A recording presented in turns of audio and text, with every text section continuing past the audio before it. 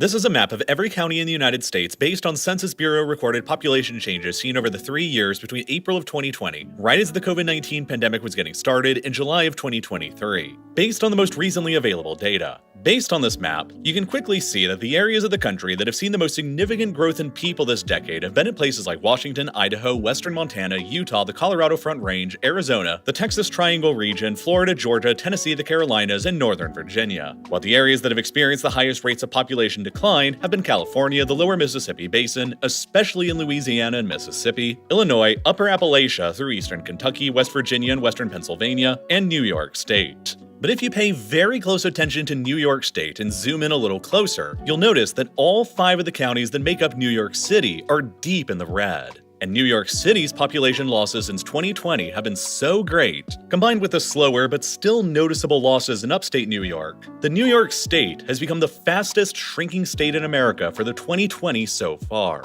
In the 3 years from April of 2020 to July of 2023, New York State collectively lost an astonishing net of 630,000 of its residents. And it's been estimated by the New York Times that nearly 90% of that population loss in the state has all exclusively come from New York City, which alone has lost more than 550,000 of its total net residents since the start of the COVID-19 pandemic in early 2020, representing a 6.2% decrease in New York City's population in only a 3-year time span. To put the scale of that loss into perspective, New York City has lost about as many people as live in the entire state of Wyoming combined, and only within a 3-year time frame. The scale of this loss from America's biggest city has single-handedly contributed to New York State's title as the fastest shrinking state in the 2020s, both by percentage of loss and by raw numbers of people lost, with the state continuing to lose roughly 0.5% of its total population between the summer of 2022 and the summer of 2023,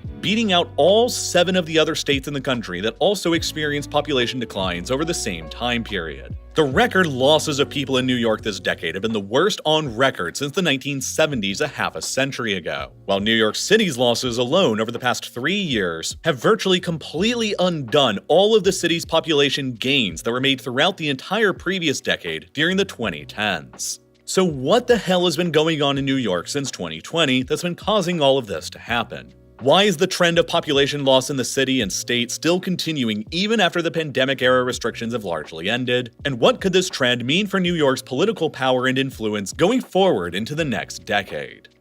For most of America's history, New York State was the nation's most populous, and because of the way that the US government is set up that awards states' representation in the House of Representatives by population figures, that meant that New York State was also the nation's most politically influential and powerful state for most of the nation's history as well. New York State became America's most populous state at the time of the third nationwide census in 1810, and it continued holding that distinction for the following 1.5 centuries. By the time of the 1940 census, New York had reached its peak influence in the country by the percentage of Americans who lived within the state. Roughly 1 in every 10 Americans across the country were a New Yorker then, and the state dominated the American Congress with 45 total seats in the House of Representatives, or about 10% of the total seats available. But from there, New York's political influence within the country would begin steadily diminishing even as the state's population generally continued growing, because other areas in the country began growing much quicker in the aftermath of the Second World War, especially across the region of the country known as the Sun Belt, after the invention of compact air conditioning was made that made the region's warmer weather more tolerable.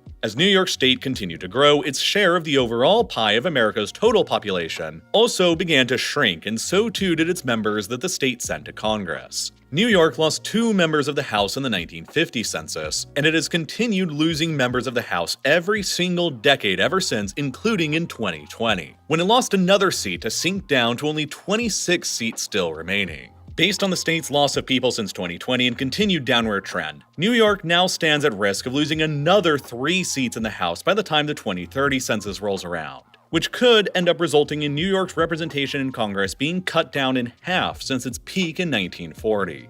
And during this whole time of losing representation, New York eventually even lost its 15-decade streak of remaining America's most populous state sometime in the 1960s to California, because by the time of the 1970 census, California finally overtook New York's crown as the most populated state. And since then, 2 other states have since overtaken New York's population as well. Texas surpassed New York's population by the time of the 2000 census, and then Florida surpassed New York's population next by 2014, pushing New York down into being America's fourth most populous state ever since. Despite this, though, New York State's population continued a general trend of growth minus a rough period throughout the 1970s where it experienced negative growth, until right about 2020, immediately before the pandemic struck, where the state reached its all-time high population of just over 20.1 million residents.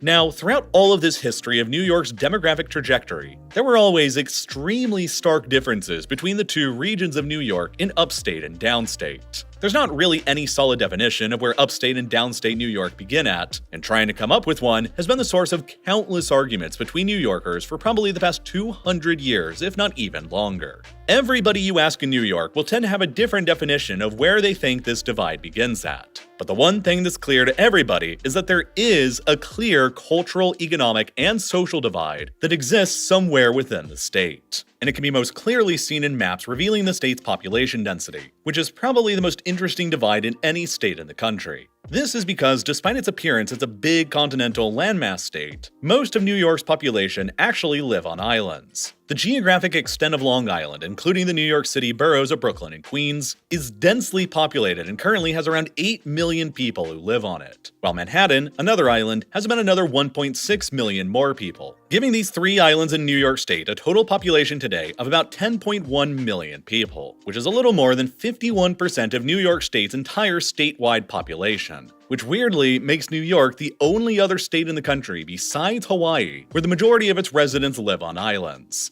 Extending even further from this, when you add in the Bronx and the nearby New York City counties like Westchester and Rockland, you arrive at the conclusion that roughly 2/3 of New York State's total population lives on just 4% of the state's total land area in the South, while the remaining 1/3 of the state's population lives across the remaining 96% of the state's land further north. And another clear divide that roughly follows the population divide in the state is the economic divide, with the more heavily populated South concentrated around New York City being significantly wealthier on average than the larger continental interior part of the state. To me, these are the most helpful visualizations of about where upstate and downstate within New York exist at. The very small, very urban, very densely populated, and very rich South that has most of the state's population and wealth, and the very large, mostly rural, very sparsely populated, and more impoverished North that has most of the state's land. Both of these sides of New York State almost function as if they were totally separate states within the same whole, and both have had very different demographic patterns that have existed for decades. While the area of downstate has experienced almost continuous growth throughout most of its history because of the economic engine of New York City and the countless opportunities it has provided to people, upstate experienced a significant boom and bust period across the 20th century. Because the St. Lawrence River historically had a series of rapids just past Montreal, it wasn't able to be used for commercial navigation to the Great Lakes until technology advanced enough to overcome them in the 1950s. So until that point, the completion of the Erie Canal in 1825 from Lake Erie to the Hudson River established the very first navigable waterway route from the Atlantic Ocean into the Great Lakes, which dramatically reduced the cost of shipping goods from west of the Appalachian Mountains to global markets, and it proved to be a huge early geographic advantage for New York State, as no other Atlantic port besides New York City for decades had a fully navigable route into the Great Lakes region. While upstate cities located along the canal like Buffalo, Rochester, Syracuse, and Albany all benefited from their positions along the new trade route as well, and began rapidly growing themselves. Some historians today have referred to the Erie Canal as America's very first superhighway, and the canal's capacity was significantly expanded even further in the early 20th century between 1905 and 1918, while the expansion of the country's railroad network through the area contributed even further to upstate New York's geographic advantage as a critical trade route along the funnel of trade between all of the Great Lakes and New York City.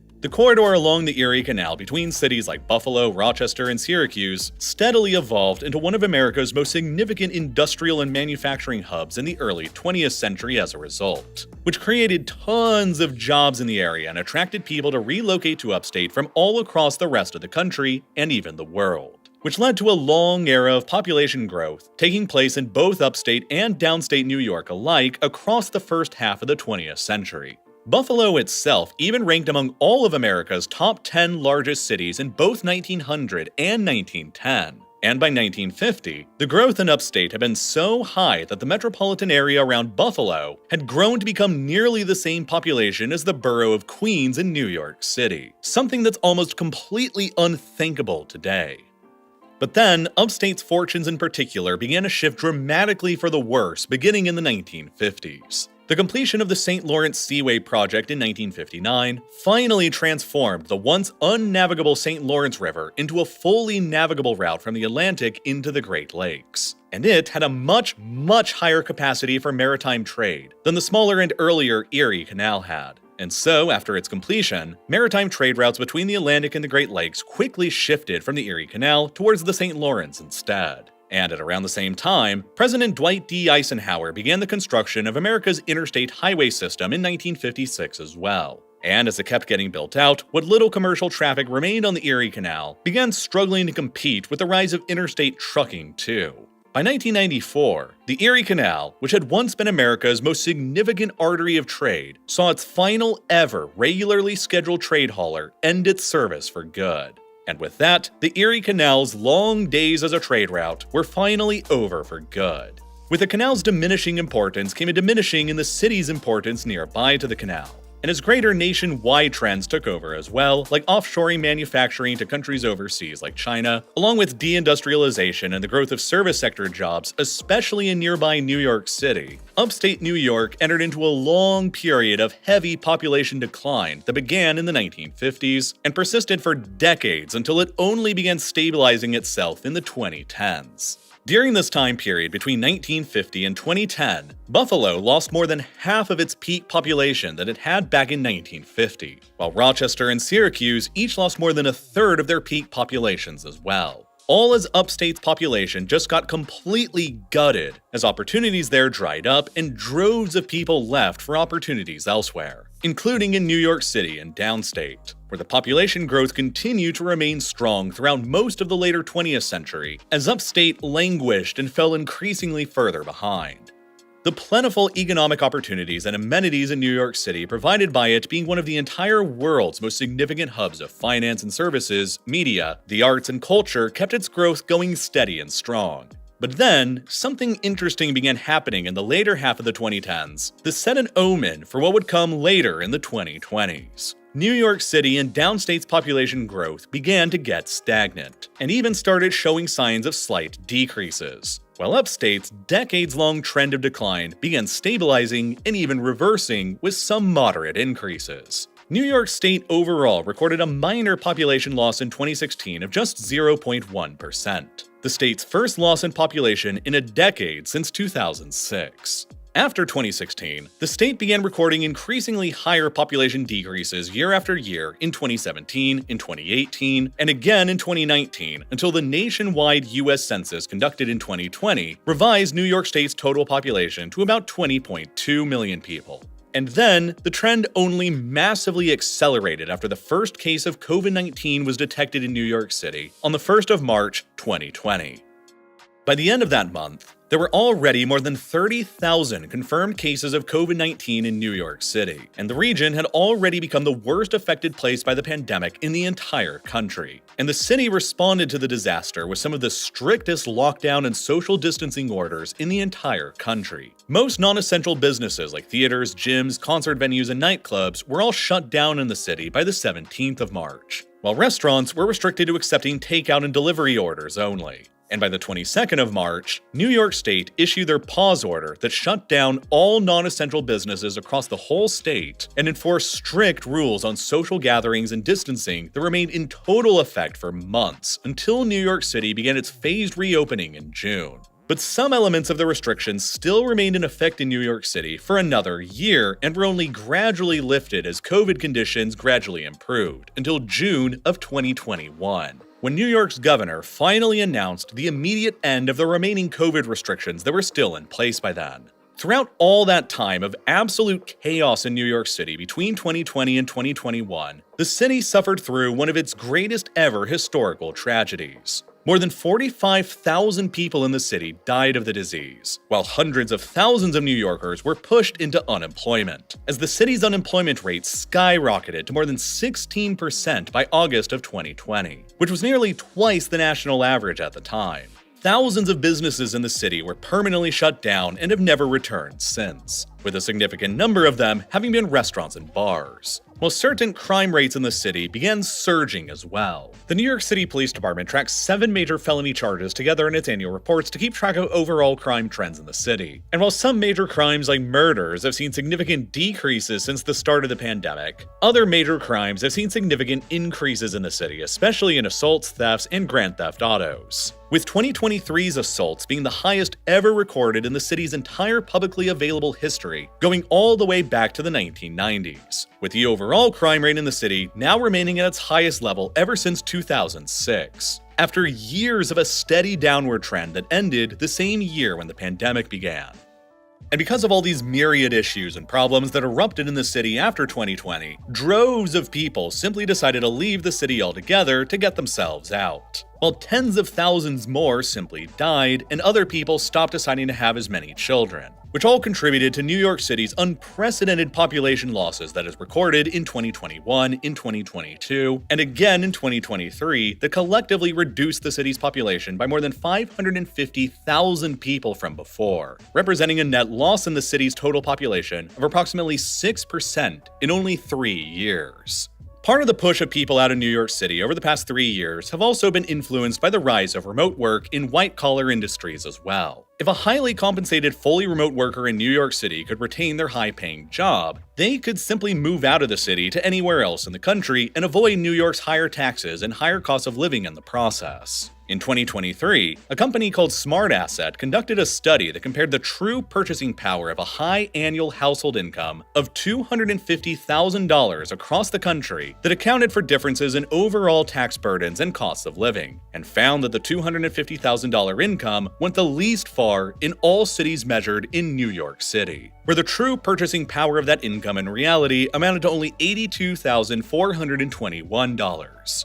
If it was possible to keep the same income by working fully remotely, a household in New York City making that much could literally more than double their true purchasing power by relocating to other cities with lower taxes and lower cost of living in the Sun Belt, like Raleigh, Durham, Charlotte, Nashville, Atlanta, Orlando, Tampa, Houston, Austin, Dallas, Las Vegas, or Reno, so long as they were willing to give up all of the amenities in New York City that were practically shut down for a year between 2020 and 2021. Which for many remote New York City workers made the decision significantly easier. But even after the city's full reopening in mid-2021, the pull of increased purchasing power elsewhere among the city's most affluent and mobile has certainly remained strong. And since the top 2% of New Yorkers pay more than 51% of the state's total taxes, every one of them who leaves represents an outsized hit to the state's total tax revenue and operating budget. But high taxes are not the only factor that's still contributing to the city and state's population decline post-pandemic right now. And it's probably the weakest factor overall because there's actually very little evidence that significant numbers of wealthy residents have actually been leaving New York since the end of the pandemic.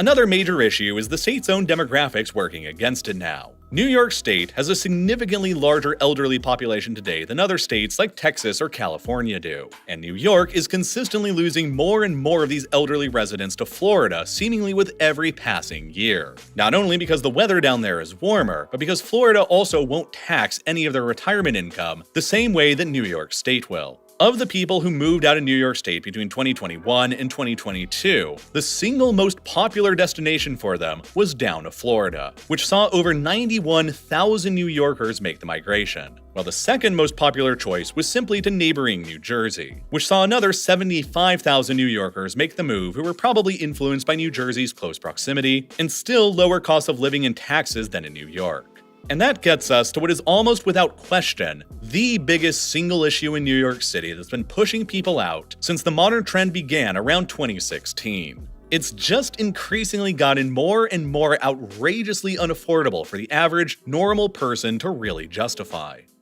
It's no surprise that New York City has pretty much always been a desirable and expensive place to live, and housing prices across the entire country have risen substantially over the past decade. But they haven't risen anywhere in America faster than they have in New York City. According to a recent report from the New York State Comptroller, in the decade between 2011 to 2012 and 2021 to 2022, housing costs in New York City rose by an astonishing 68%, more than in any other city in the country during that same time period. As of 2022 to 2023, the average New York City household was spending $30,000 a year on housing costs alone, equivalent to about 40% of the city's median household income. Nationwide, across the whole country, the rate is more like 34% of median income spent on housing by comparison, meaning that New Yorkers spend substantially more on their housing than most other Americans do. In real estate, there's a concept known as the price-to-income ratio that essentially measures how many years worth of the local median household income it would take to equal the median-priced house. The higher the ratio, the more unaffordable the city is, and the lower the ratio, the more affordable it is.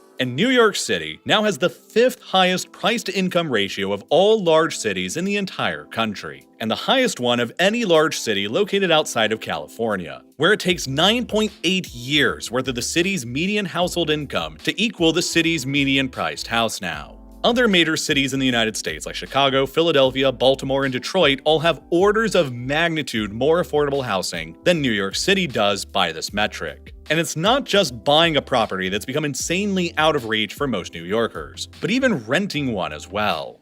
As of 2024, New York City has the highest rental prices for a one-bedroom apartment of any city in the country, with an average monthly cost of about $4,200 now, which also saw among the highest rent increases in the country from 2023, at an 11% year-over-year increase, while other major cities like San Francisco, Miami, Los Angeles, and Washington, D.C. all saw decreases in their rental prices over the same time period. SmartAsset recently released another study in March of 2024 that attempted to find the ideal salary required to live comfortably across 100 major American cities. The formula they used to figure this out took into account what's called the 50-30-20 budget for maximizing long-term sustainable comfort, which entails spending 50% of your salary on needs like housing, transportation, and groceries, 30% of your salary on things you want like hobbies, travel, or entertainment, and 20% of your salary reserved for paying off your debts or investing and saving. Then, after they took into account the local cost of living and taxes to this strategy, they came up with the ideal pre-tax salary required to live reasonably comfortably in all of these cities, and unsurprisingly, New York City came in at first place for the highest salary required in the country to be comfortable as a single adult, which they calculated currently requires an annual salary of about $138,000 to manage. As a single adult, the further behind you are from earning $138,000 a year, the more compromises you're going to have to make in order to live in New York City, whether it's finding roommates or reducing your savings or discretionary spending. And for a family of 2 adults and 2 children, the math is similarly pretty terrible, with a household income of about $318,000 a year being required just to live in the city comfortably, which would place your household within the top 5% in the city, and all just to live in relative comfort and not even really luxury. Perhaps unsurprisingly then, it's been found that as of late 2023, more than a third of rental tenants in New York City were spending more than half of their total incomes on rent alone. As a result, a ton of people who live in New York City that don't make this kind of money have simply looked at this math and determined that they would do better by simply leaving for elsewhere. According to a report released by the Fiscal Policy Institute in December of 2023, a left-leaning policy group, the demographic of people that left New York City the most in 2023 were families that earned between $32,000 and $65,000 a year, while the second largest demographic of people who left were those who earned between $104,000 and $172,000 a year. Basically, most of the people who have been leaving New York City since the pandemic began are not the wealthier retirees trying to escape from taxes, but the city's lower and middle classes whose incomes have not kept up with the city's skyrocketing living costs. And the biggest reason for this is a chronic shortage of housing in the city that has been far outstripped by demand for years now. Job growth in New York City has outpaced housing construction for virtually all of the past 40-plus years of the city's history ever since 1980. Between 2010 and 2021, for example, while the number of jobs increased in the city by 21%, the housing supply in the city only increased by a paltry 9% to match it through the same time period, leading to increased competition and prices for the undersupply of homes. Developers struggle to build affordable or even middle-class housing in New York City for a profit due to several factors now. But some of the biggest reasons include the fact that virtually all of Manhattan is already heavily built up and surrounded by water, with very few available areas left to significantly increase development further, while higher interest rates and construction material costs since the pandemic have only added to the cost of construction in the city even further. As a result, nearly all housing developments within New York City anymore are luxury housing, being built only for wealthier people since the costs and bureaucratic red tape associated with building any housing at all in the city have just become so steep, which means the developers have to sell them for higher prices just in order to make a profit. This is why just over the past few years, Texan cities with huge amounts of land and less regulations like Dallas, Houston, and even Austin have all individually permitted more housing construction in their cities than the entirety of New York State combined. Not more than New York City, but each of them has permitted more housing than literally the entire state of New York all put together, which is a huge reason why rents and housing prices in major Texas cities are significantly lower than they are in New York. And so, largely as a result of New York City's crippling housing crisis, the wealth gap between the city's rich and poor has grown into more of a wealth chasm that has since become the greatest wealth divide seen anywhere in America. As of 2023, the wealthiest 1/5 of people living in Manhattan, the wealthiest borough of New York, earned a total of 53 times more money a year than the poorest 1/5 of Manhattan's residents did. An astonishing level of wealth inequality that appears to look more like developing countries rather than the nationwide average in America. And a big part of this is because, as New York City's lower and middle-class residents have begun increasingly leaving the city, new millionaire residents have been increasingly flocking to the city, especially after the end of the COVID-era lockdowns in 2021. A decade ago, back in 2013, roughly 1 in every 36 residents living in New York City was a millionaire. But fast forward a decade through to the end of 2023, and that ratio has significantly increased to more like 1 in every 24 residents in New York City being a millionaire or wealthier today, or about 350,000 millionaires or wealthier in the whole city. To put that into perspective, New York City has more millionaires today than in literally any other city in the world, and is therefore the site of the highest concentration of the global elite and their wealth on the planet. New York City's millionaire population alone is these days nearly the same size as the entire population of Cleveland, Ohio. And there are more millionaires who live in New York City than millionaires who live in America's next 2 largest cities combined, Los Angeles and Chicago. This trend can generally be observed by looking at the shifts in the populations of New York City's 5 separate boroughs over the past few years since 2020 as well. While the populations of the outer boroughs like Queens, Brooklyn, Staten Island, and especially the Bronx have all been continually decreasing since the pandemic, the population in Manhattan, the wealthiest of the boroughs, has actually already returned back to growth again and experienced net gains in population in both 2022 and again in 2023. Though even Manhattan's population still remains about 97,000 people fewer than it was immediately before the start of the pandemic in 2020. Ultimately, this means that so long as New York City struggles to address its crippling housing shortage, the city is likely to continue losing lower and middle-class residents, while it continues to gain a smaller number of higher-income, wealthier residents. And that will continue affecting New York State's overall population for the negative for the likely foreseeable future, because as it stands right now, even after the stabilization of New York City's huge population losses that were incurred during the pandemic years, the normalization of New York State's population trend back to the mean appears to really suggest a return back to what was happening between 2016 and 2019, with 2023's statewide population loss remaining at 0.5%. And remaining the highest rate of population decline seen in the country. The data for the year of summer 2023 to summer of 2024 will be released near the end of this year, and so we'll very soon see how this trend is continuing, and if New York will indeed remain as the fastest shrinking state in the country.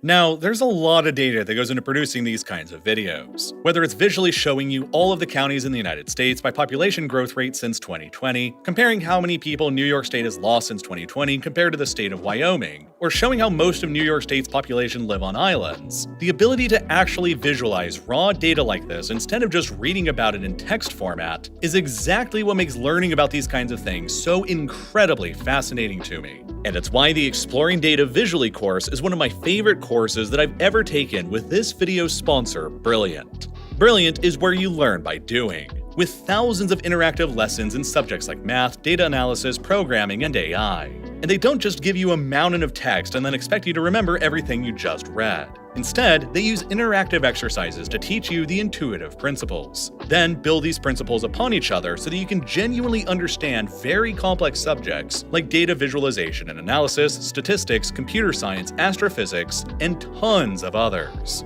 They really know how to teach for results, which is why Brilliant is perfect for the kind of person who wants to learn because they actually love learning, not because they're being forced to. And best of all, with their mobile app and smaller bite-sized course chunks, it's really possible to fit learning on Brilliant into any schedule, no matter how busy your day-to-day activities are. So, if you're the type of person who loves learning new things, you can try out everything Brilliant has to offer for free for a full 30 days by clicking the button here on your screen right now, or by visiting brilliant.org/reallifelore, or by clicking the link down below in the description. And best of all, you'll also get 20% off of an annual premium subscription when you do so. And as always, thank you so much for watching.